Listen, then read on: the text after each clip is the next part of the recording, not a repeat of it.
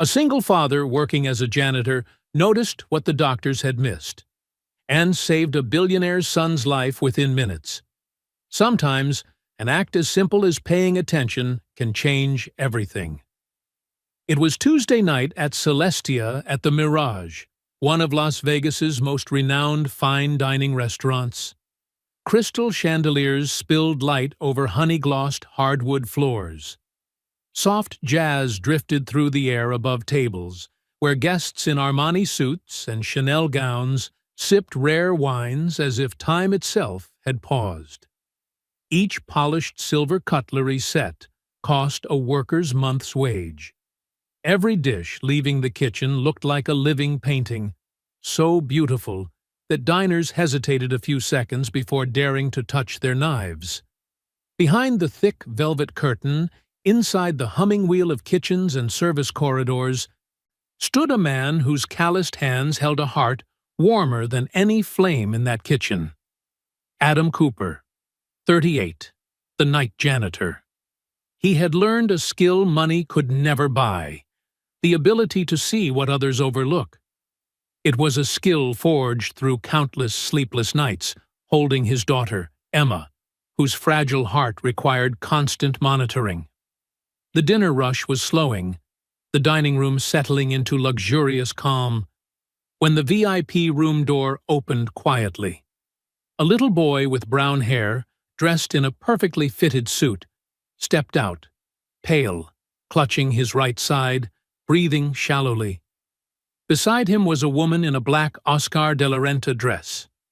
The same woman who looked composed and untouchable in every magazine photo, but whose voice now trembled.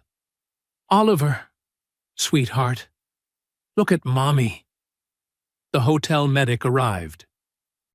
"Probably just low blood sugar," he said. Everything seemed under control. From behind the curtain, Adam felt something click inside his chest. A familiar alarm, the same instinct that had once saved him, and cost him everything. He set down his mop and stepped straight into the light. "Ma'am, I'm not a doctor, but if the pain is sharp on the right side, with nausea and shallow breathing, waiting even a few more hours could be too late." The room went silent. Even the jazz seemed to vanish. In a world that worshipped degrees and gold-plated business cards, a single father janitor had just spoken the truth everyone else had missed. And minutes later, that truth saved a life. If you believe that sometimes care itself is the strongest medicine, subscribe to the channel so you don't miss more stories of healing like this.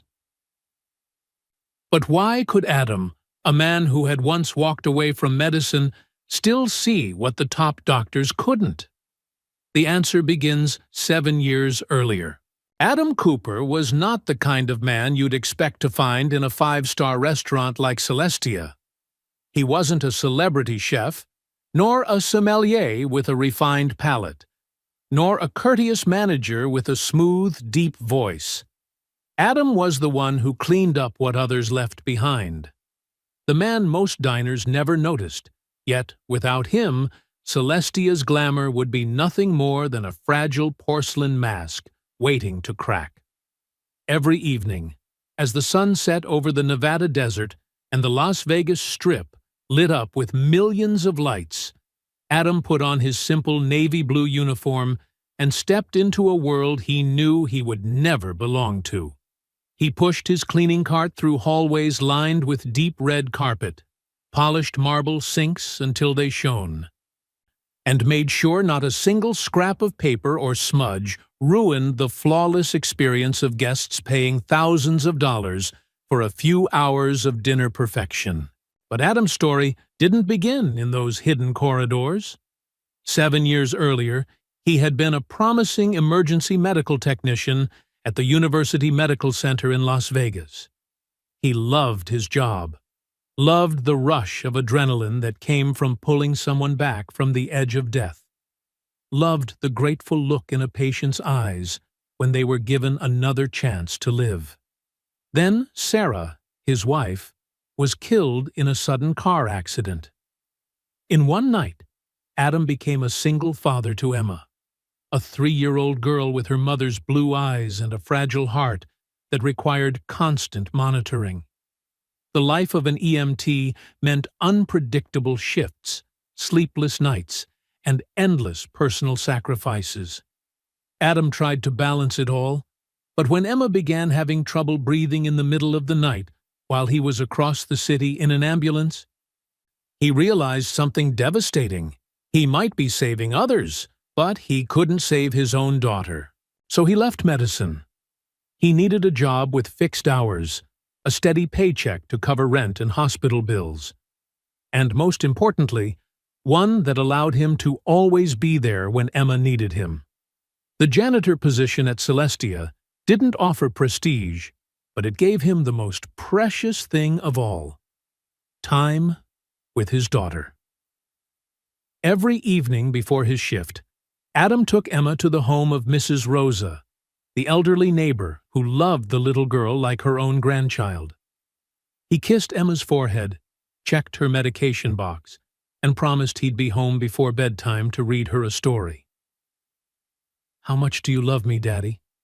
Emma asked every night, a ritual that never failed. "More than all the stars in the Las Vegas sky," Adam would reply, gently brushing her golden hair. The years caring for Emma had taught him more than any medical school ever could. He could tell when her breathing rhythm changed even slightly. He noticed the pallor of her lips before a breathing episode hit. He recognized danger in the smallest twitch, a flicker in her eyes, a shift in her tone. It was a kind of knowledge no textbook could teach, one born of love, of sleepless nights spent watching over her, of the terror of losing the last precious thing he had in life. And tonight, all those experiences would be put to the test. 7 years earlier, on the night Sarah died, Adam had sat in the emergency room holding 3-year-old Emma in his arms. She had just survived a severe breathing episode, her tiny heart fighting for every beat. "Daddy, where did Mommy go?" Emma asked weakly. Adam couldn't answer. How could he tell his little girl that her mother was never coming back? That because of one drunk driver, their entire world had shattered? Under the cold fluorescent lights of that hospital, Adam kissed his daughter's forehead and whispered a promise. "Daddy will never leave you alone. I'll learn to see every sign, understand every pain. You'll never have to be afraid by yourself again." 2 months later, the decision to quit being an EMT felt like cutting out a part of his soul. He loved saving lives. It was his purpose. But one night, while responding to a cardiac arrest, he received a call from Mrs. Rosa. Emma couldn't breathe. Adam had to make an impossible choice: to turn the ambulance around. For the longest 18 minutes of his life, he listened to Emma's gasps through the phone, guiding Mrs. Rosa through chest compressions and praying they would make it in time. They did. But the patient in the ambulance, a 62-year-old man suffering a heart attack, did not. When Adam looked at the empty stretcher afterward, he knew he couldn't keep living between two worlds. If he had to choose, he would always choose Emma. He hung up his EMT jacket for the last time, applied for a janitorial job at Celestia, and became the father his daughter needed. But the skills he once had, reading the body, sensing danger, trusting instinct, never left him. And tonight, they would save another life. For most people, Celestia was just a luxury restaurant. But for Adam Cooper, it was where destiny waited, a place he came only to work quietly, not knowing that on this very night, under the glimmering lights and the sound of clinking glasses, his past would return, in the form of a stranger's child standing on the edge between life and death. Celestia at the Mirage was not an ordinary restaurant. Perched on the 40th floor of the Mirage Hotel, with panoramic views of the dazzling Las Vegas Strip. It stood as a symbol of luxury and power. Getting a table required at least a 3-month wait, unless you were famous, a billionaire, or knew someone who was. Every dish at Celestia was a masterpiece, meticulously plated on white porcelain, like a painting drawn in flavor. The head chef, Jean-Pierre Rousseau, was a legend in the culinary world, a French perfectionist so demanding that even Gordon Ramsay once called him the man who could never be pleased. Every clang of a knife, every drop of sauce, every breath inside that kitchen had a price, and that price was absolute perfection. But Adam Cooper knew a truth the diners would never see.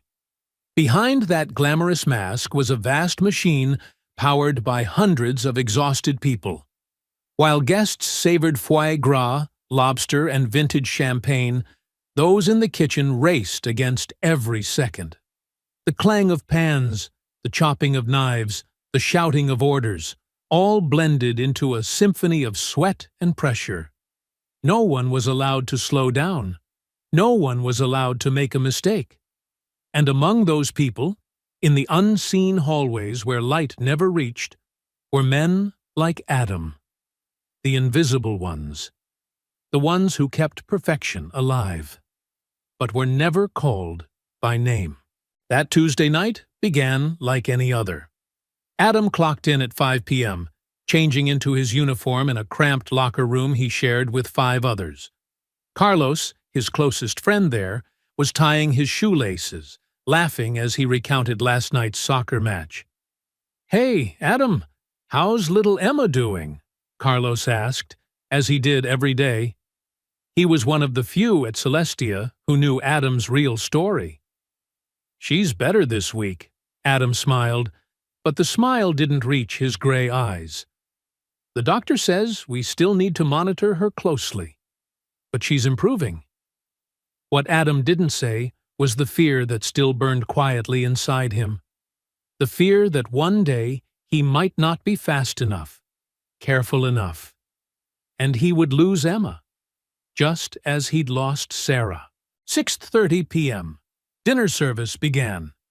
Adam was in position, not where the lights shone, but in the shadows of hallways and maintenance rooms.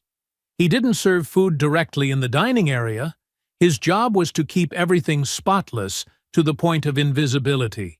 Bathrooms, corridors, service stations. But sometimes, when pushing his cart past the VIP section, he caught a glimpse of the other world. The world of laughter, wine, and dishes that cost more than his monthly rent. Adam had grown used to being unseen. People looked right through him as if he were part of the furniture. But he didn't mind. He had learned to find dignity in honest work, no matter how humble. And he didn't know. His invisibility would become his greatest advantage that night. Among the hundreds of familiar faces dining at Celestia that evening, there was one woman everyone recognized, Vivienne Hale, a name that made Wall Street tremble. A powerful billionaire, a single mother, and a woman hiding the greatest fear of her life. Just a few elevator floors apart, the worlds of Vivienne and Adam, two people from opposite ends of society, were about to collide. And that collision would save a life. 7:15 p.m. A line of limousines glided toward the VIP entrance of the Mirage Hotel. The door of one opened, and Vivienne Hale stepped out, dressed in a black Oscar de la Renta gown, her platinum blonde hair tied neatly back, blue eyes hidden behind Dior sunglasses. She was one of the most powerful women in America, the CEO of Hale Technologies, a tech empire valued at $47 billion. Forbes ranked her 12th on its list of the world's most powerful women. A single decision from her could shake thousands of jobs and move millions of investors. But behind that steel exterior was something more than power.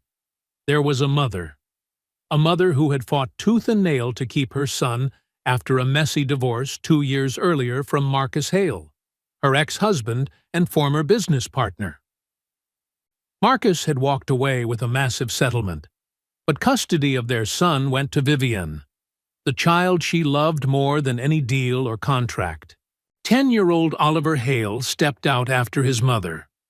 The tailored suit fit him perfectly, but his pale face and the way he moved, slow, guarded, one hand pressed against his lower right abdomen, told another story.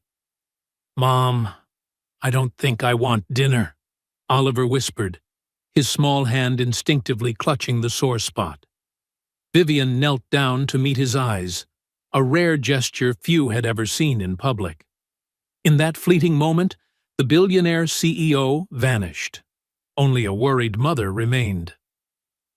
"We've canceled 4 dinners in the past 2 weeks, sweetheart," she said softly, forcing calm into her tone. "Dr. Morrison said it's just a stomach ache. The medicine will help soon." Oliver nodded, trying to smile, but Vivian caught the flicker of pain behind his eyes. Unease rose inside her, the kind of intuition she trusted in business, but ignored this time as a mother. A seemingly small choice, one that almost cost a life. Fragments of memory flickered like the candles from an old birthday cake. Not the night Marcus slammed the door and left, but Oliver's 8th birthday. When he blew out the candles, he'd made a wish. "I wish Mommy could stay home more." That innocent wish carved a wound so deep, Vivian could still feel it. During the divorce trial, Marcus's lawyers weaponized that wish. They presented evidence after evidence. School plays she missed, dinners alone, nights Oliver cried while she was in Singapore for meetings. "My client loves his son more than his career," the lawyer declared. "Mrs. Hale loves power." Vivian had fought like a lioness and won custody, but the accusations clung to her like shadows. And the worst part? A small part of her knew. They weren't entirely wrong. She swore she would change, spend more time with Oliver. But old habits were stubborn. A can't-be-moved meeting, a must-close deal, an urgent email. Then Oliver got sick. 2 weeks ago, she took him to Dr. Morrison, a well-known pediatrician trusted by the elite. "It's just a stomach virus," he assured her, with 30 years of experience. "A few days of meds, and he'll be fine." But Oliver wasn't fine. With each passing day, fear swelled inside Vivian. Her instincts screamed, but the Harvard-trained, impeccably credentialed doctor told her she was overreacting. And once again, Vivian chose to trust an expert instead of herself. Just as she had trusted Marcus, trusted lawyers, trusted the false choice between career and family. The woman who ran a $47 billion empire had forgotten how to listen to the smallest voice within. Tonight, a stranger would help her find it again. The VIP elevator doors closed, carrying them to the 40th floor. Oliver leaned against his mother. Vivian felt the faint tremor running through his body. "After dinner, I'll call Dr. Morrison," she whispered. "If you still don't feel well, we'll go to the hospital right away." Promises often come one heartbeat too late. And tonight, that heartbeat almost didn't make it. The restaurant doors opened. Manager Pierre greeted them with a smile tailored for VIPs.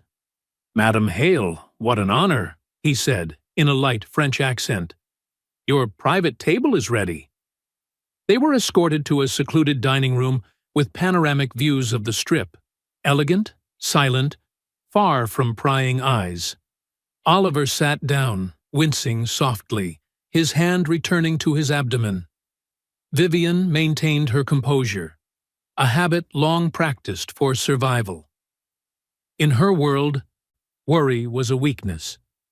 She smiled, opened the menu, pretending all was well, but her heart knew better.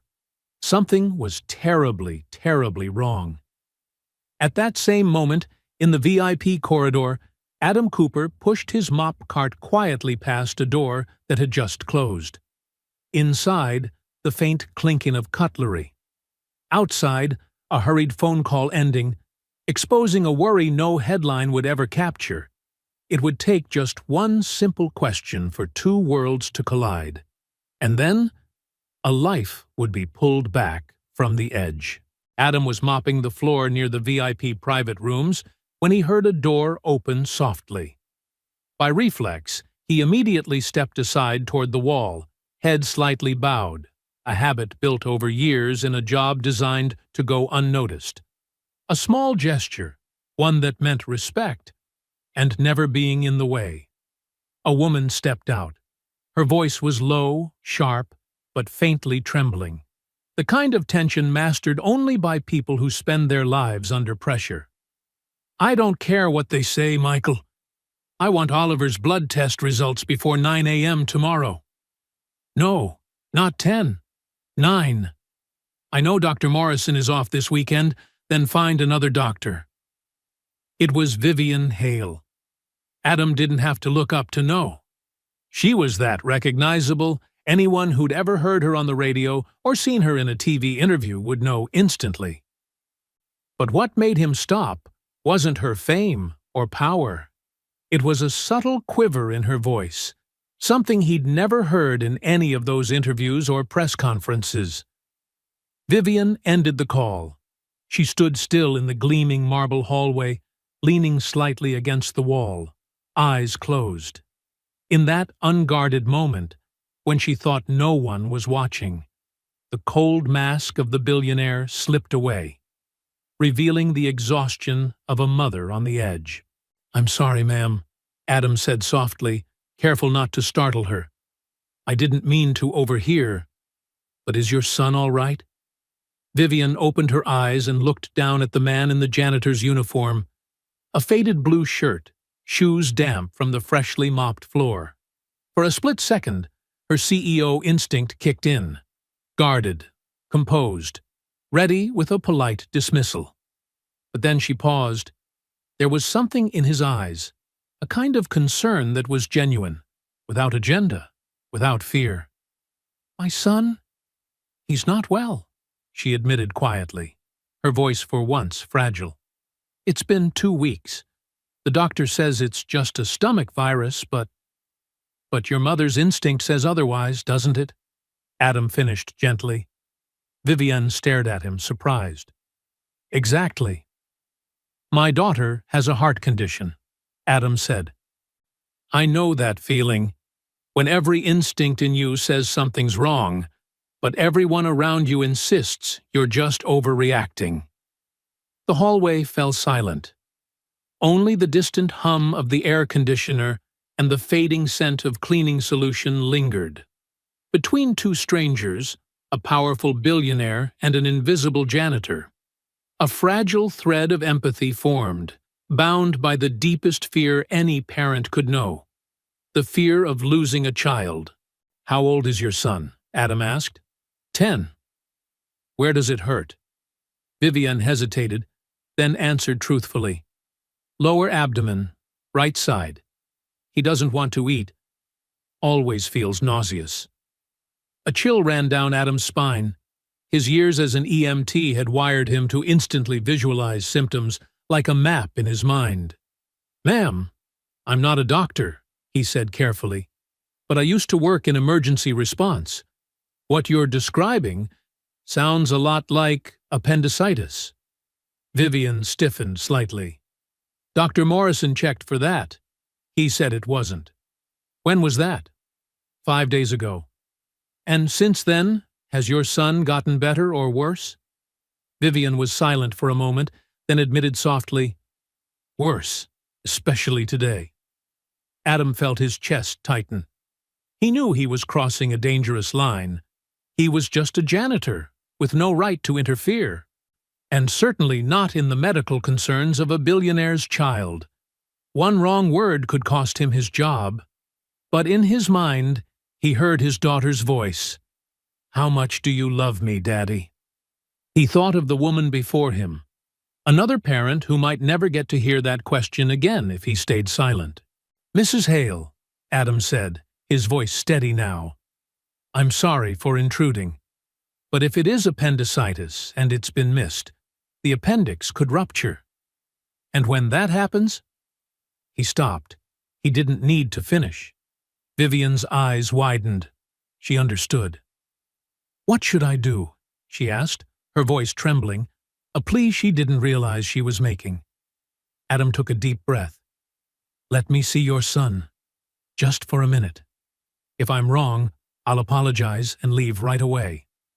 But if I'm right—" Vivian looked at him for a long moment. This stranger, this man whose job no one remembered. But in his eyes, she saw something that no wealth or power could ever buy. Sincerity and the quiet courage of a father who had once stared down the terror of losing his child. "Follow me." The VIP room door closed softly behind them, leaving only faint jazz music and the golden light reflecting off the marble floor. Inside, Oliver sat hunched in his chair, face pale, forehead beaded with sweat. He tried to swallow a sip of water, but even that small effort made him wince in pain. Adam knew 1 minute, a few quick questions, the right observation, could make the difference between being on time and being too late. He drew a deep breath and stepped toward the boy. When Adam stepped into the VIP dining room, the air was so heavy it almost felt solid. The room was elegant, warm light cascading over a silk-covered table, but the luxury meant nothing now. Oliver sat curled in his chair, his face pale, his forehead glistening with sweat. He tried to sip some water, but even swallowing made him wince in pain. Diana, Vivian's assistant, shot up from her seat the moment she saw a janitor step into the private dining room. "Madame Hale, what's going on?" she asked sharply, alert. "It's fine," Vivian said, raising a hand, her composure calm, the kind that only comes from someone used to commanding thousands. "Give us a moment alone." Diana hesitated, eyeing Adam from head to toe, then exited with 2 security guards. The door closed behind them, leaving only 3 people in the room: Vivian, Oliver, and Adam. Adam approached the table and knelt down until he was eye-level with Oliver. He smiled, the same warm, gentle smile he used to calm Emma whenever her heart pain frightened her. "Hey there, Oliver," he said softly. "I'm Adam. I've got a daughter about your age. Would you mind if I ask you a few questions?" Oliver glanced toward his mother. Vivian nodded, her expression softening for the first time in hours. "Where does it hurt, buddy?" Adam asked. Oliver placed his hand on the lower right side of his stomach. "Here. It started as a small ache, but now it really hurts. Do you feel nauseous?" "Yes, since yesterday." "Did you eat anything today?" Oliver shook his head weakly. "I didn't want to. Everything just makes it worse." Adam nodded slightly. Each answer was a piece of a puzzle he already knew too well, and didn't want to complete. While kneeling beside the boy, a memory flashed before Adam's eyes. 5 years ago, a night shift. A young couple had rushed into the ER carrying their 9-year-old son, the child's body curled in agony, lips turning blue. "He's had stomach pain for 3 days, they said. We thought it was food poisoning." By the time they arrived, it was too late. The appendix had ruptured 12 hours earlier. The infection had spread through his abdomen. The boy died 4 hours after a desperate surgery. Adam inhaled sharply, forcing the memory away. "Focus," he told himself. "The present. This boy. Save this one." "When did he start running a fever?" he asked, turning to Vivian, his voice taking on the calm precision of his EMT days. "About 3 days ago," Vivian answered. "But it was mild, just 37.8 degrees. Adam nodded. That was the classic sign. A mild fever, the body's first quiet alarm before infection spreads like wildfire. Has he had diarrhea? No, Oliver whispered. I can't go. Constipation. Another hallmark of appendicitis, as inflammation begins to block the intestinal tract. Adam looked closer at the boy's eyes under the golden light. Yes, there it was. A faint yellow tinge along the eyelids. Elevated bilirubin, the liver straining to fight infection. Did the pain come suddenly or gradually? Adam asked gently. Gradually, Oliver said. At first it was just weird, uncomfortable. Then yesterday it really started to hurt. And today, his voice trembled. Today I can't take it anymore. Adam nodded again. The timeline fit perfectly. Appendicitis doesn't strike like a lightning bolt. It creeps, it deceives, pretending to be harmless until it's nearly too late. Okay, I'm going to touch your stomach a little, Adam said. If it hurts, tell me. I just need to know exactly where Oliver nodded, lips pressed tight. Adam gently moved his fingers toward the McBurney point, 2/3 of the way from the navel to the right hip bone. Even with a light touch, he could feel the muscles tense up. Guarding. The body's instinctive defense against internal inflammation. Oliver let out a soft cry as Adam pressed slightly deeper. But what crushed Adam's heart was when he released his hand. Oliver cried louder, face twisting in pain, tears welling up. Rebound tenderness, Adam murmured. There was no mistaking it. When the appendix is inflamed, the peritoneum, the protective membrane, becomes hypersensitive. Releasing pressure causes it to snap back in agony. Adam rose to his feet, his mind racing. Half of him, the trained EMT, knew exactly what was happening. The other half, the man who feared losing his job for crossing a line, whispered, "You're not a medic anymore, Adam. You're just a janitor. Who's going to believe you?" Then another voice broke through, the voice of Sarah, his late wife, calm and steady.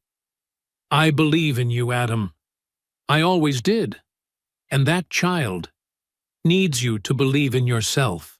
Adam lifted his gaze and met Vivian's eyes, and in that moment she saw the truth she'd been denying for 2 weeks. Her worst fear was real. "This is appendicitis," Adam said, his tone calm but urgent. "And from what I can see, it's advanced. We need to get him to a hospital right now." Vivian's breath quickened. "But, Dr. Morrison didn't see your son today," Adam interrupted, his voice firm. "Mrs. Hale, I've seen this before. If the appendix ruptures, the infection will flood his abdomen. When that happens, the boy could die within hours." The room spun around Vivian. All the years of boardroom battles, billion-dollar deals, magazine covers, none of it mattered if she lost her only child. "What if you're wrong?" she whispered. But even as she said it, she already knew she didn't believe that question anymore. "If I'm wrong," Adam said quietly, "I'll apologize and accept whatever happens. But as a father to a little girl with a heart condition, I can only tell you this. Don't let the fear of overreacting silence you. You've known something was wrong all along, haven't you?" Vivian looked down at Oliver, her son trembling, trying to be brave, trusting her completely.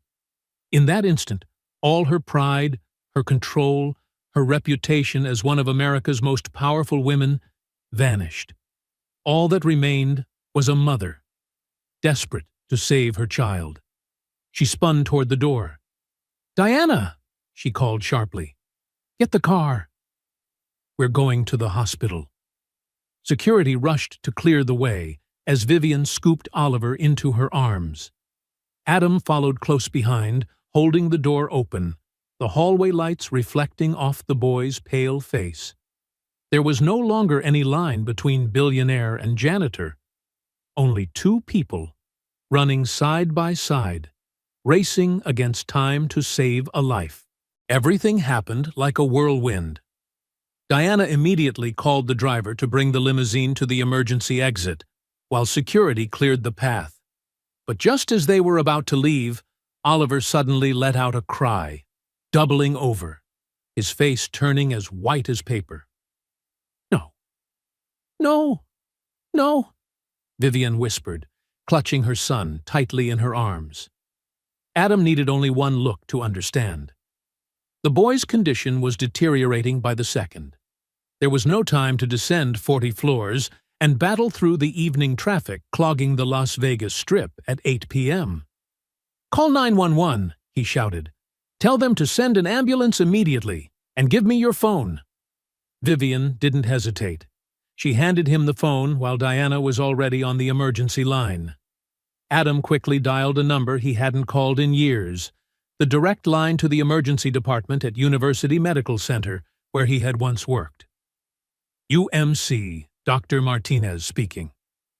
"Rachel, it's Adam Cooper," he said urgently.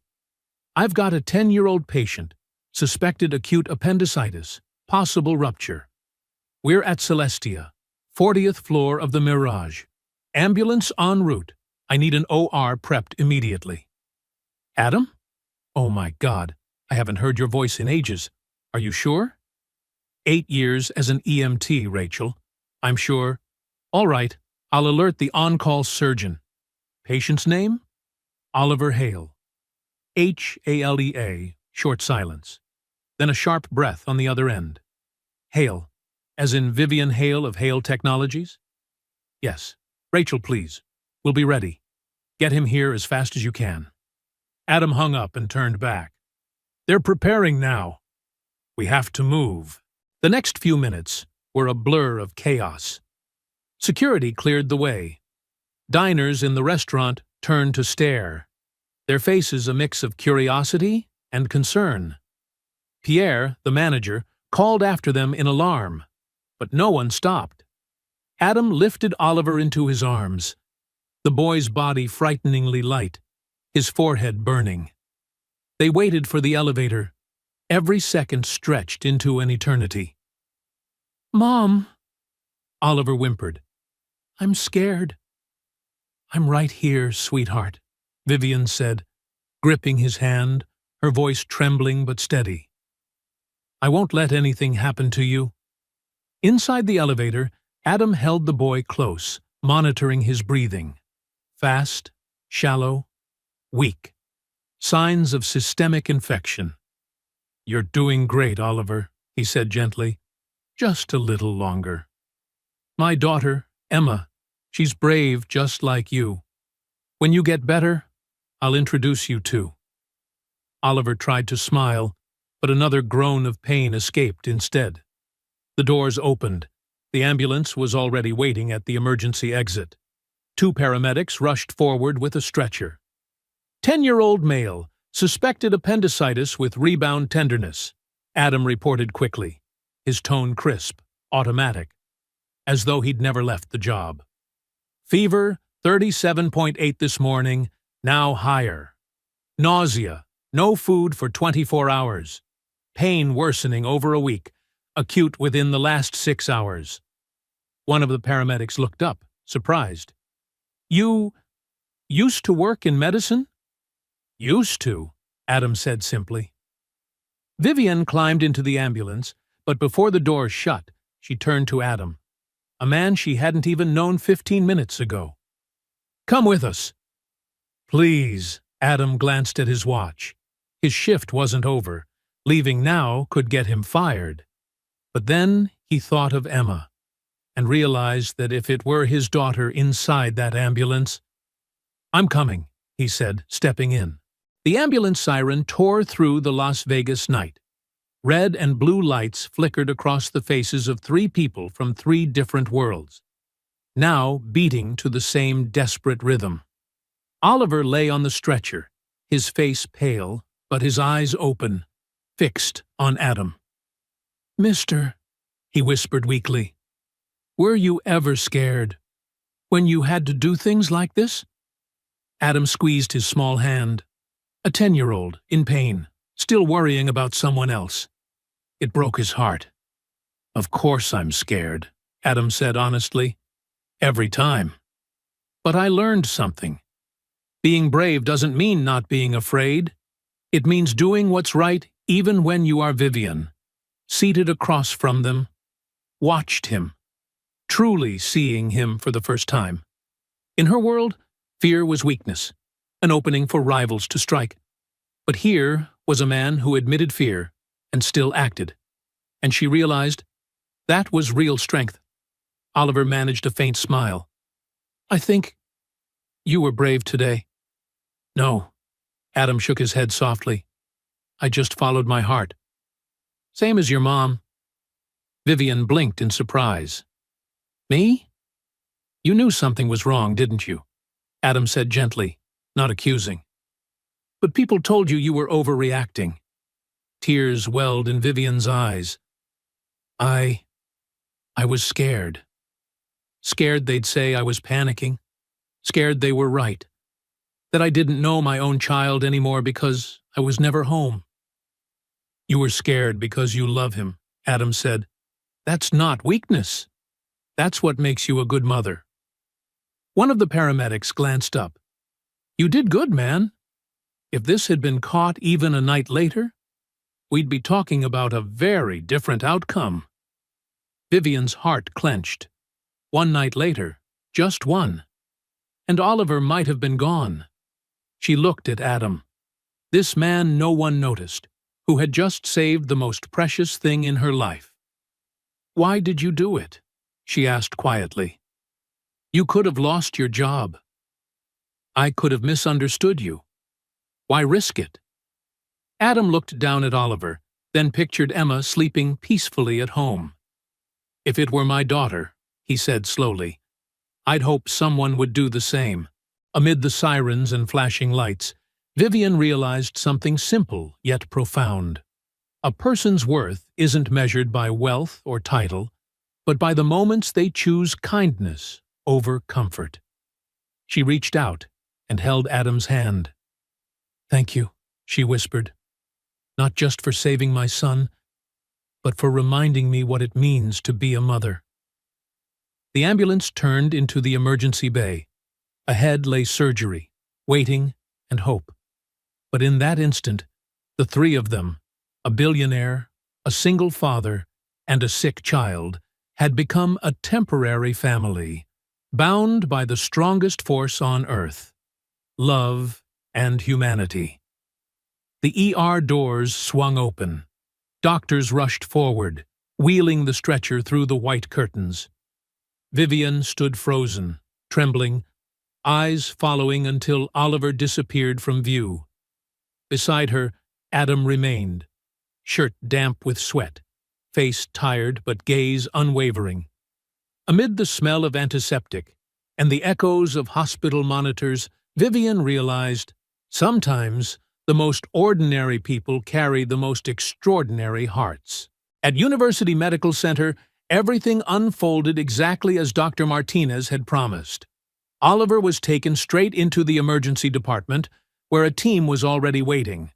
Dr. Patel, the on-call surgeon, examined Oliver quickly and confirmed, acute appendicitis. We need to operate immediately.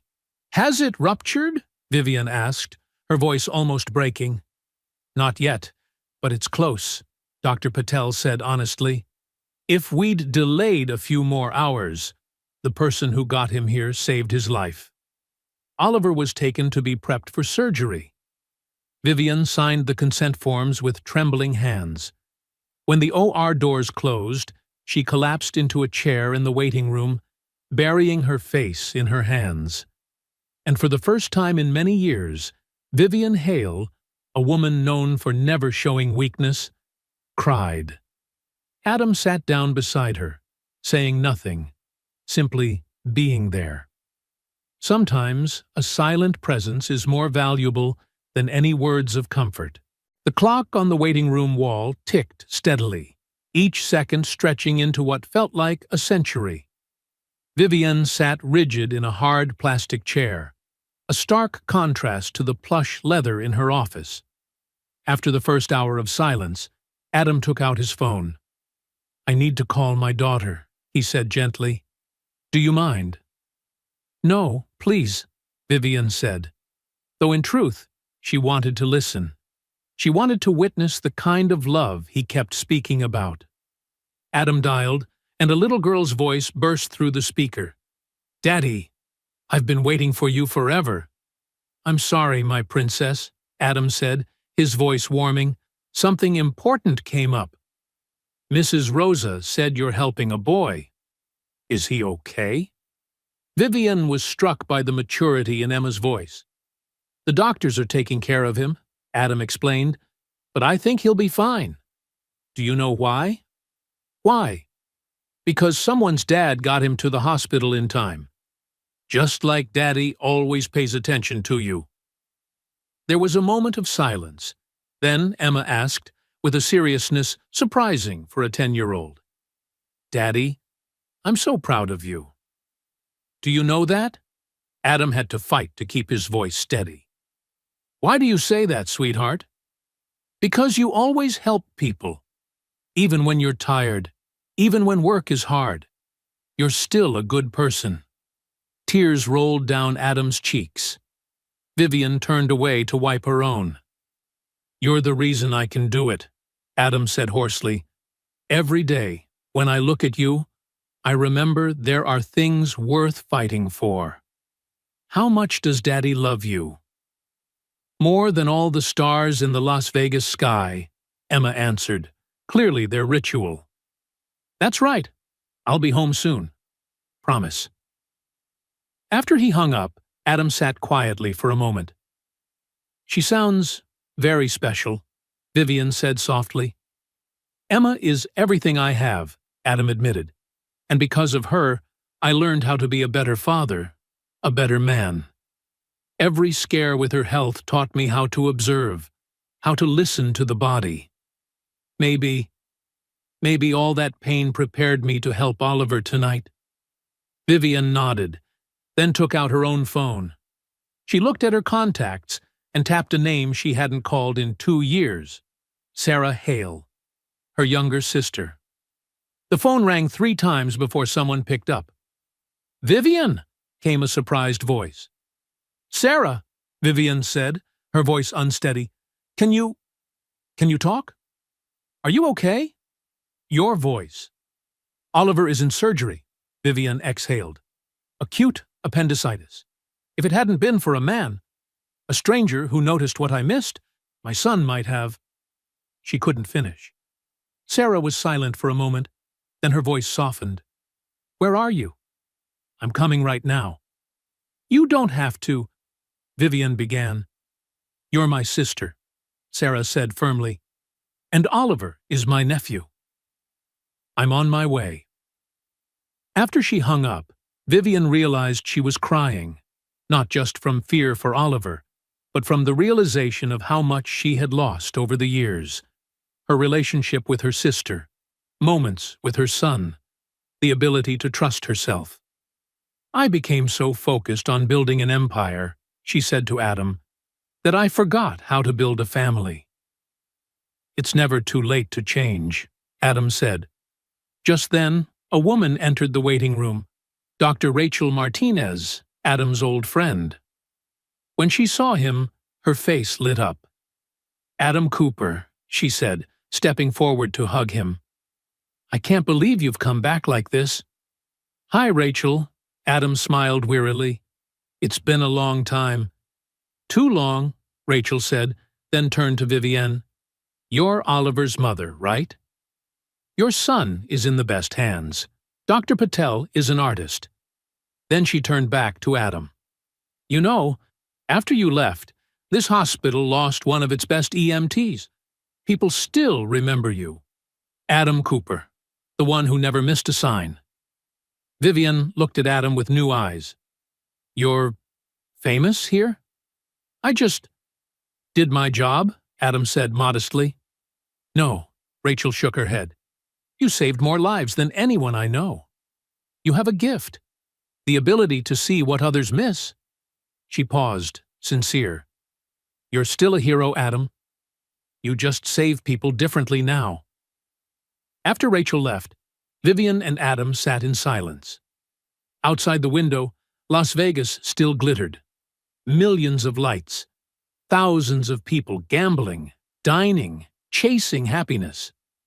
But in this small waiting room, two people from opposite worlds had learned the same lesson. Happiness isn't about what you have. It's about what you cherish. And sometimes, you have to come close to losing everything to realize it. After a while, Vivian wiped her tears and looked at Adam. "How did you know?" she asked hoarsely. "How did you see what Dr. Morrison, a top pediatrician with 30 years of experience, missed?" Adam sighed. "I don't think he meant to miss it." Appendicitis can be hard to diagnose, especially early on. Maybe when he saw Oliver 5 days ago, the symptoms just weren't clear yet. But you needed only a minute. "I had an advantage," Adam said, his voice lowering. "When Emma was born with a heart defect, I learned to see what doctors might miss. Not because they aren't good, but because they're not there 24/7. They don't wake up at 3 a.m. to make sure your child is still breathing. They don't learn to read every expression, every breath." Adam paused, looking down at his calloused hands. "When my wife died, I promised Emma I would always be there for her, that I would never miss the signs. I gave up my career to keep that promise, and maybe everything I've learned prepared me for this moment." Vivian looked at this man, who had sacrificed so much, who had turned his pain into strength to save others. "You gave up your medical career for your daughter?" she asked softly. Adam nodded. "Being an EMT was incredible, but it didn't give me a stable schedule. Emma needed me present, not in an ambulance on the other side of the city when she needed medication or had a breathing episode. And now you do. Janitorial work. I do the job that lets me pay the rent, cover Emma's medical bills, and get her to school on time every morning," Adam said, without a trace of shame. "It's not glamorous, but it gives me what I need most: time with my daughter." There was a moment of silence. Then Vivian said quietly, "I built a multi-billion-dollar empire. I have power most people only dream of. But tonight, I nearly lost my son because I let work, schedules, and faith in experts matter more than a mother's instinct." She turned to Adam, tears welling again. "And you, a man doing a job most people never even see, saved my son because you learned how to truly see. Do you know what that taught me?" "What?" Adam asked gently. "That a person's true value isn't measured by title or bank account. It's measured by the capacity to care, to truly care, for others." 3 hours later, Dr. Patel stepped out of the operating room. Vivian rose instantly, her face pale. "Is Oliver all right?" she whispered. Dr. Patel gave a tired but reassuring smile. "He's fine. The surgery went well. His appendix was badly swollen and severely inflamed. Just a few more hours, and it would have ruptured. But we got it out. In time, Vivian threw her arms around Adam, the stranger who had now become her son's savior. She wept against his shoulder, and Adam simply let her cry, understanding that sometimes what people need most is permission to fall apart. "Thank you," she whispered. "Thank you for not staying silent, for trusting what you saw, for saving my son when Oliver was brought into recovery, still unconscious but stable." Vivian sat by his bedside, holding his hand. Adam began to leave. It was nearly midnight, and he needed to get home to Emma. But before he could go, Vivian called out to him, "Adam, I know there's no way to fully repay what you've done, she said. But please, let me do something. Your job at Celestia. Do you even like it? Adam shook his head honestly. I do it for my daughter. Not because I love it. Would you want to go back into healthcare? Vivian asked. Not as an EMT with insane hours, but in a position where you can use your skills and still have time for Emma? Adam looked at her, speechless. Hale Technologies has a corporate medical center for over 5,000 employees, Vivian continued. We need a medical coordinator, someone with real-world experience, someone who knows how to care about people, not just patient charts. 9 to 5 schedule, triple your current pay, and full health insurance for you and Emma. Adam felt his breath catch. You don't have to do this. I'm not doing it out of charity, Vivian said firmly. I'm doing it because you've earned it. And because my son needs people like you in this world. People who trust their instincts, who aren't afraid to speak up, who understand that every life matters. Adam looked down, fighting back emotion. After 7 years of struggle, 7 years of sacrifice and survival, at last, a door had opened. I accept, he said softly. Thank you. But there was one last thing he needed to do. He pulled out his phone and called Mrs. Rosa. Sorry to call so late, he said. Is Emma still awake? She just fell asleep, Mrs. Rosa replied. Everything okay, Adam? Better than okay, Adam said, his voice trembling with quiet joy. But I'll be home late. Please tell Emma her dad loves her more than all the stars. More than all the stars, Mrs. Rosa echoed, smiling. 6 months later, at the Hale Technologies Medical Center, Adam Cooper sat in his new office reviewing the employee wellness schedule. On his desk sat 2 framed photos, one of Emma, smiling brightly, and another of Emma and Oliver sharing chocolate chip ice cream. The 2 children had become best friends, despite coming from completely different worlds. Every week, Vivian brought Oliver to visit, and the 2 families shared dinner together. Not at Celestia, but at the small, cozy restaurants Adam recommended, where the food was simple but made with love. Vivian had changed since that fateful night. She still ran Hale Technologies with the same precision and strength, but now she also made time for Oliver.